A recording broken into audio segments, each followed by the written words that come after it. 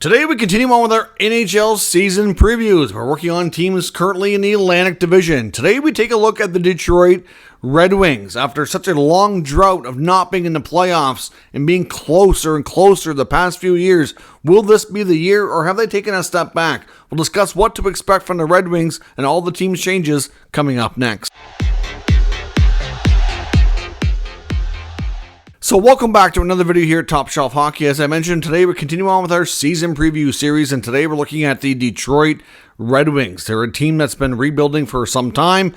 The Auger plan, it's well into several years now of the effect, and we're trying to take a look and see how this team has changed since last year, and will this be the year that they break through and get into the playoffs? Last year they made some decent progress. They came closer, but ultimately fell a little bit short, and it was pretty clear to me what the team's weaknesses were. So we're going to look at, have those been addressed? Is this team better? Where are things at? And we'll kind of go from there. So first up, just in case you're new to this series, what we're going to do is we're going to quickly recap last year's results, take a look at how things went. Then we're going to analyze all the changes to the team. So the additions, the subtractions, some key rookies that we feel have a chance to make impacts this year, any players that are eligible for contract extensions, what's the roster going to look like, and then what questions remain and what are the projections for this team. So let's first quickly recap last year, the 23-24 season. Found them 5th in the Atlantic. They did move up in the standings a bit, 41, 32, and 9 for 91 points. Not very far from missing the playoffs at all. They scored 278 goals, which was pretty good. That was 9th best in the league. No problem scoring. They also had the 9th best power play, 23.1. So the team could score. There was no doubt. Defensively, though, it had its struggles. Goals against was a big problem. 274 for a 24th rank in goals against, which obviously only put them with a +4 goal differential, which for a team to get in the playoffs, usually you have to be, it's not saying it's impossible to do that with such a low plus minus, but to have any, serious amount of success, typically you have to be better. Like look at the Washington Capitals, who did end up getting in, who actually had a worse plus minus and were quickly obliterated in the Metro Division playoffs. On the PK, they were about at league average, 79.6%. for 14th best. So overall, somewhat of a fun team to watch. They had their moments, they could score, but keeping the puck out of their net and defending was certainly a much different story. Leading their team last year, if we're taking a look at their top 5 scorers, was youngster Lucas Raymond. The main reason Raymond led the team in scoring as well is because Larkin, of course, Dylan Larkin, their captain, unfortunately, again, continued to have injury issues and did miss some time. If it wouldn't have been for that, Larkin likely would have led this team. But Raymond had 72 points, which was a nice breakout season for him. Larkin was second with 69 points. Alex DeBrincat, in his first year in Detroit, 67 points. I know Red Wings fans, I think, were thinking he'd be closer to what we saw in Chicago with those 40 goals. More like a 80-point guy. Obviously, with Patrick Kane coming to the Red Wings last year, I think a lot of people thought that the year before that in Ottawa was a down year, and that's not the player he is. And, well, he pretty much had identical results to the year in Ottawa that he did in Detroit. DeBrincat was extremely streaky last year. He got off to a really hot start, and then he cooled off like you've never seen before. He had the middle part of the season, I can't remember the number of games, I remember looking at it last year, a really long stretch where he just could not score. And the same thing happened in Ottawa. Like, he hit a lot of posts, he had a lot of bad luck, and some of it was, not working hard enough, in my opinion, at least during the Senators' time. Last year, maybe not so much, but regardless, he's a good player, good fit. I just think we need to accept the fact that Alex DeBrincat is not going to be a consistent 40-goal scorer because he hasn't been. Not to say that he couldn't be again. Will we see that regularly? I don't know. I don't think so. I don't have enough history here to suggest it's going to be a regular thing. I think DeBrincat's more likely going to be a 60 to 70-point player, 25, 27, 28, maybe 30 goals, but still a nice player nonetheless. Just don't overhype the guy. I think that's been a part of the issue here in the last couple of seasons. Shane Gostisbehere was 4th with 56 points. And JT Compher, his first year in Detroit, 48 points, who came over last year as a UFA. Of course, looking at their streak of making the playoffs or not making the playoffs or what have you, of course, they had a super long stretch of making the playoffs over 20 years in a row. And now they've gone the other way, and they've missed for 8 consecutive years. It's been a while since the Red Wings have been back in the playoffs. Being an original 6 team, I know it's certainly good for business when all of these, either a combination of the big markets or the original 6 are more, more competitive and doing more things and having more playoff appearances, etc. So it certainly would be nice to see them finally break this streak and maybe start another one going back the other way. But it's been a while. The Red Wings fans have been patient, and it's hopefully getting closer to seeing that patience pay off. Their current cap situation, they have $17.6 million. So that sounds awesome, but it's not, because they have some significant players that remain unsigned to this day. Unless news breaks in the next couple of hours before this video goes up on YouTube, then I don't suspect anything's going to be inaccurate here. But as of, on Thursday, September the 12th, Mo Seider, Lucas Raymond remain unsigned, as does Jonathan Berggren. Berggren, to me, is more of a side effect of the other guys not being signed. I don't think they want to sign Berggren until the other two are done, so they kind of know what's left, basically. But there's a lot of reports of Raymond's contract, that it's going to be somewhere around, ideally, if they get long-term deals worked out, which I think would be the preference for all parties involved, is Raymond's going to be somewhere around that 8x8 or maybe a little bit less. The Seth Jarvis contract that he signed with Carolina a few weeks ago is a great comparable. His obviously came in at 7.4 because of the different strategy with deferred money, but all that aside, he would have been working out closer to 7.9. So somewhere around that range is what Raymond is expected if they work out the 8-year deal. Seider, on the other hand, being a defenseman who logs big minutes and plays in all situations, is expected to get even more. So if you think about that, if Raymond gets 8 or close to it, and Seider gets, say, 8.5 or 8.75 or something along those lines, that cap space is pretty much gone. They don't even have room to sign Berggren. So that's why they have to be careful here. So the fact that these contract extensions have drug on so long, it's not that unusual, so I'm not going to stand here and give Steve Yzerman too much grief, but it's really kind of challenging to really preview their team and really know what to expect. And I'm sure the coaches, are not thrilled, but at the same time, it's above their pay grade, not something that they're paid to handle. But all in all, camp is not that far from getting underway. Most teams have their rookie camp started yesterday or today. It's kind of getting really close to being a big deal. If those guys are not signed by the time training camp opens and they miss camp, it's never a good thing. Players who miss training camp, or if they miss even a big chunk of it, it's generally speaking, there's always exceptions, but a lot of players just don't seem to. It takes them a lot longer to find their stride usually. So we'll see. They were reportedly working out together in Germany. The last I had heard, I'm not sure if they've made their way to North America just yet. They may not do that until it's, getting ready to put pen to paper here. We'll have to wait and see. But looking at how the team has changed, because those are some big holes to fill here if they're not done. But the new players to the Red Wings this year include Vladimir Tarasenko, who split last year between Ottawa and Florida, Stanley Cup champion now multiple times, won the Cup with the Blues and last year with the Panthers. He gets a 2-year deal, just slightly less money than what he was making last year, and I think he sacrificed a little bit of AAV for that extra year. A little bit surprised that Detroit's a place he landed. I know he probably, the rumors had been for a couple of years that he really wanted to be in Florida, and the fact that he got there, won a cup, but couldn't stay, I'm sure was not something he was super happy about. But at the same time, I know he seemed to enjoy his time in Ottawa as well, but it didn't make sense for him to go back there. I don't even know if they made an offer he really wanted to, but I know he did make several comments about how much he enjoyed last season, but I'm sure he enjoyed it even more getting to where he wanted to be and winning the cup. So 2 years for Tarasenko. I mean, he's still a useful player. So for what he's making, to play in the middle 6, I have no problem there. It could be a good addition. They also bring in Tyler Mott, as well as Austin Watson, who's only on a PTO. Of course, the Michigan native has a chance to get on with his hometown club there. We'll see. Watson, of course, another former Ottawa Senator, former Nashville Predator, played last year in Tampa. Obviously, not somebody who's been a big minute muncher or anything like that. It's been typically a fourth-line player, 13th forward, somebody who can be utilized to play physical, drop the gloves, etc. But we'll see if they Red Wings decide to add him or not. But those are your only real changes to the forward group. On the back end, they've added Eric Gustin Gustafson and William Lagesson. Between the pipes, we've added Cam Talbot and Jack Campbell to this roster. I was really shocked to see Jack Campbell end up in Detroit. Clearly, it's a situation where he's at best at number 3. Obviously, at this point, he got bought out of Edmonton, so he's starting fresh, which I'm sure is good for his mental state, at least I would think. But obviously, Talbot will, at this point, we'll have lots of goalies to compete with. But Campbell, considering the logjam of goalies, is even if they move somebody, will be a number 3. Otherwise, he might be a number 4. We'll get into that a little bit here. Moving on from the club, who is no longer with this team that was on it last year, you saw veteran David Perron depart. He signed with the Senators. We've had a lot of back and forth between Detroit and Ottawa lately. Shane Gostisbehere departs for Carolina. Daniel Sprong and Robbie Fabry no longer with the team.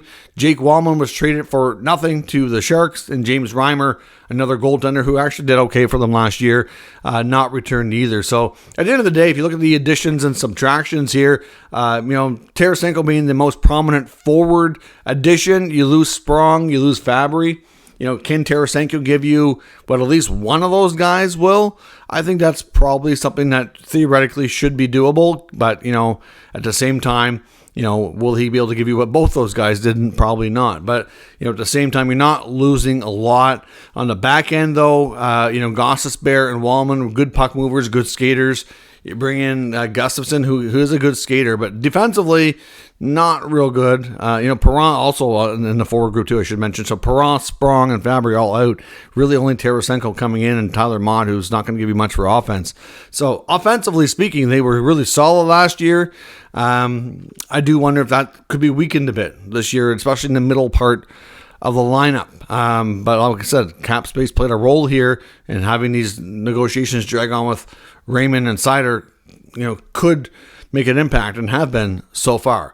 As far as rookies go, that could have an impact this year. I expect defenseman Simon Edvinsson. I expect him to get some more minutes, more ice time. We'll see if he can grab a top 6 spot at a training camp. I wouldn't be completely shocked if that happened, but at the same time, he could end up being like a 6-7 guy. I'm not sure how they intend to use him, but he'll be competing with the guys like the newcomers and Gustafson and Lagesson there for some of those spots. Marco Kasper is also another rookie who I wouldn't be shocked if he had a bit more of a chance to play some games and have more of an impact as well. As far as players that you could see contract extensions for this year, some pending UFAs. You get a bunch of these guys, and some of these guys may have a chance to be extended.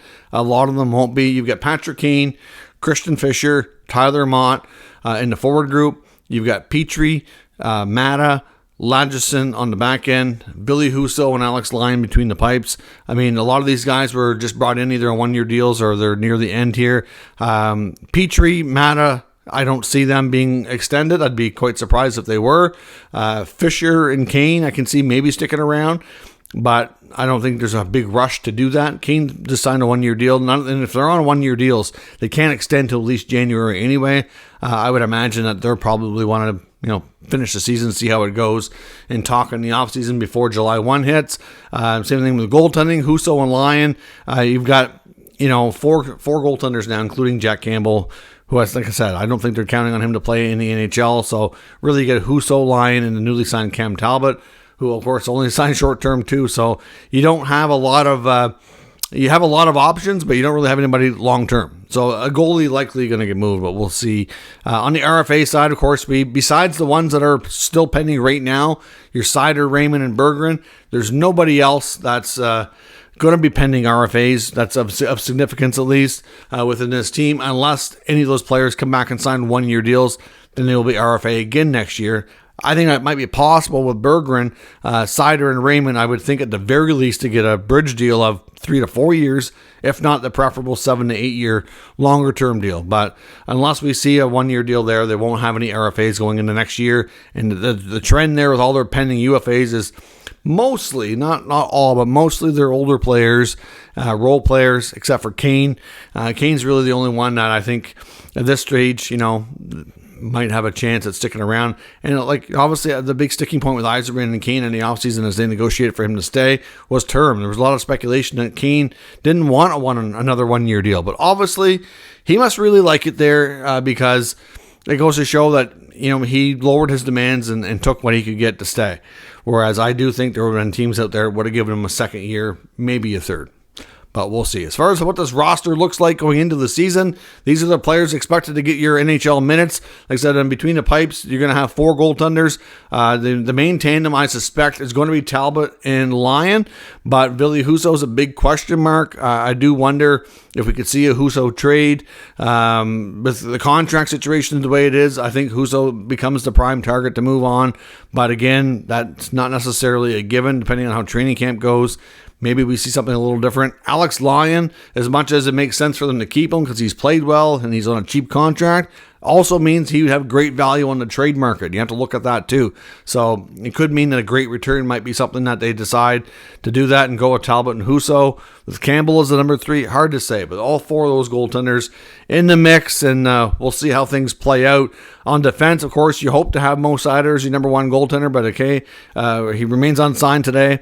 Ben Sherratt, Justin Hall, Jeff Petrie, all back from last year. And then, of course, like I said, you've got Eric Gustafsson and William Blangerson come over as UFAs. And then you get Simon Edmondson coming in as a rookie, expected to take some of those minutes too. That back end is really concerning. I'm not going to lie. Last year, like I said, the goals against, and if you look at a lot of the analytics defensively, that unit was not good. And we didn't see any upgrades. In fact, I lost Gostisbehere, who was in Wallman, who were not horrible. Look, when I heard Jake Wallman being traded for future considerations, I'm like, why is that not Justin Hall or Jeff Petrie? That makes no sense to me. And there was rumors that they were talking to the Rangers and had some kind of a side backdoor deal, if you will, with Chris Drury to take Jacob Trouba on, which I don't know how they would have done that because, the cap, look at the cap now. I mean, they did make other moves. I mean, I guess that would have meant that maybe they couldn't take Vladimir Tarasenko as a free agent. Something else would have changed, and it probably would have weakened this group, to be honest. It's probably a good thing they didn't do that, but it's believed that that's why they were making some of these moves. And then, of course, if you look at the cap space the way it is now with these negotiations that are still hanging over their heads, could they have taken on Trouba? Maybe not. And even though, to me, it's not so much what they did. I knew they needed to free up some space, regardless if they're adding or just getting their young guys looked after. But to me, it's how they went about it. You move Fabry and Wallman for nothing, basically, instead of Hall and Petrie. I don't get it. I don't understand Yzerman's logic there. It's not like you can make an argument that one player had better value than the other, so you moved him because you got nothing in return. Absolutely nothing. So that blue line to me is a major, major concern. I don't see how you can't win a Stanley Cup with that defense core. There's no way. Can you be a playoff team? I honestly have my serious doubts. That blue line needs a lot of work. I mean, you've got a lot of age and a lot of defensive liabilities. After Seider, it goes downhill fast. And Evanson, I think he's got every opportunity to grab, as much as moving all the way up to be the number 2, number 3 guy this year because of the fact of who he's up against. But do you need a young rookie like him? He's played a few games, sure, but I don't know. I just don't know. That's a major, major concern for me for this team. Up front in the forward group, of course, you've got Dylan Larkin, Lucas Raymond, who you hope gets signed in time, and Alex DeBrincat. Obviously, Patrick Kane, Vladimir Tarasenko, JT Compher. Those are probably going to be your top 6 forwards right there. In the middle of your lineup, you have Andrew Kopp, who has not really lived up to the hype on his new contract he signed, as a free agent a while back. That's not aging well. We'll see if he can bounce back. Christian Fischer, Joe Velino, Tyler Mott, Michael Rasmussen, Jonathan Berggren. Berggren, I think, could be a good middle 6 forward for them. Maybe he plays well with Comp if you get him in the right spot there. Either way, the bottom 6, it's okay. I don't know though. I don't have a lot of confidence in them. Like I said, offensively speaking, they were really good last year. I'm not sure the group constructed as is will be as good. Even if they get their young guys signed and everybody's present for game 1, the back end to me is not going to be as strong at moving the puck, which means the forwards are going to struggle getting the puck. Obviously, you took a look at the forward group. Like I said, you take away Sprong, Fabry, and Perron. You bring in Tarasenko. Okay, Tarasenko is fine, but you can't replace 3 guys who all produced at a decent rate and clip for you last year. Kopp has struggled. I don't know. Like this Yzerman plan of the whole draft and develop concept seemed to go out the window about a year or two ago. And the last, look at all the older veterans they've brought in, between, and not to say that they've all haven't worked out. Like some of these guys have been good, but it just seems like I don't understand the Yzerman strategy. And I know over time you want to draft and develop and then insulate with veterans, but this team has gotten old fast. Like look at their blue line, like Sherratt, Hall, Petrie, Gustafson. Like you've got 4 defensemen there that are not far from being done, and then up front, Kane and Tarasenko are still, they're still producing. Kane looked exceptionally good last year. Best we've seen him in a while, which is great. I have no problem. Patrick Kane's like the exception to the rule with all this, but I don't know. I don't have the faith in this group to be able to build upon what they did last year. Maybe I'll be wrong, but right now there's just so many question marks. Like they did not, to me, address the areas that they were not good in last year. I don't think goaltending is going to be any better. I mean, it could be okay if Lyon can keep it up, or do you move Lyon? If Talbot had an up and down year in LA, the year before that in Ottawa, he was up and down for the most part, not great. Again, has had a pretty decent career, but he is an older guy. Like, I don't know. I see this team, I project them to be, unfortunately, I think they're going to take a step back and be more like a 6-7 spot in the Atlantic instead of 5. I don't know if they can build upon it. I don't have a lot of faith in that blue line and this aging group. This is not good. And if they have to start the year without their RFAs unsigned, it's going to be even worse. But I do think we're going to see a goalie trade. I think that they're not going to carry 4 guys like that. Campbell will definitely be put on waivers and play in the minors, but with the other 3, I don't think it makes any sense from a cap perspective or a splitting the playing time perspective. So we'll see that likely. And that's my big concern. They just haven't addressed the areas that were not good enough. Just not good enough. So I personally don't know that Detroit can take that next step this year and jump into a playoff spot. I'm not predicting it to happen, but we'll see what happens. It's hard to predict here. And some of these, there's always players that play better than you think. There's always players that struggle when you think they're going to do well. It's really, really tough to do. But on paper, that's how I'm rationalizing it, is that it just, to me, it looks like a step back. That decor especially really concerns me. Let me know what you think on the Red Wings and what you expect from them this year. Moving forward, can they get in the playoffs, or do they still have more work to do? Let me know your thoughts and we'll discuss further. If you're new to the channel, make sure you subscribe and stick around. We'll keep you up to date with all the news, rumors, and analysis of all 32 NHL teams. Thanks for watching. I'll catch you next time.